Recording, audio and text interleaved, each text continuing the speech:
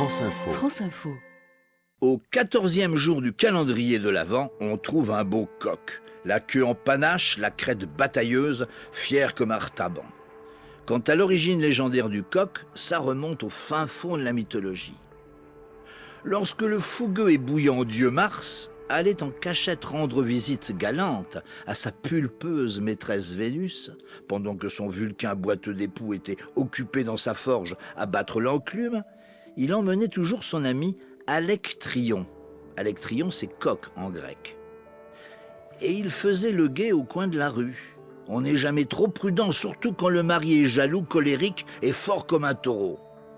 Aussi, assis sous un porche, Alectryon guettait dans l'ombre en rêvassant, râlant parfois dans sa barbe lorsque les ardeurs de Mars, multipliées par les agaceries gourmandes de la déesse de l'amour, exigeaient certaines prolongations.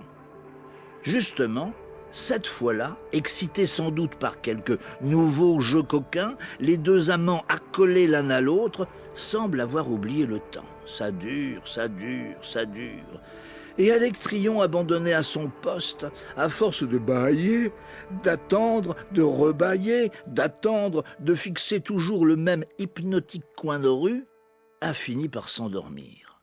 Il ronfle, il rêve et ne voit point revenir Vulcain rentrer chez lui et surprendre le couple adultère au lit. Il n'a pas crié, il n'a pas donné l'alerte, il dormait trop bien. Un grand coup de pied dans les côtes le réveille en sursaut. Mars est devant lui, furax, les yeux pochés, le nez en sang, 3 dents en moins qui le bousculent, le malmènent, l'injurient, le traitent de tous les noms de volatiles. Et justement, puisqu'on en est au volatile, voilà que Mars, furibard d'une formule magique, le transforme en coq. Ainsi, lui dit-il, pour toujours tu seras sur le qui-vive, toujours tu te réveilleras avant tout le monde, et tu chanteras, et tu claironneras à tout bout de champ.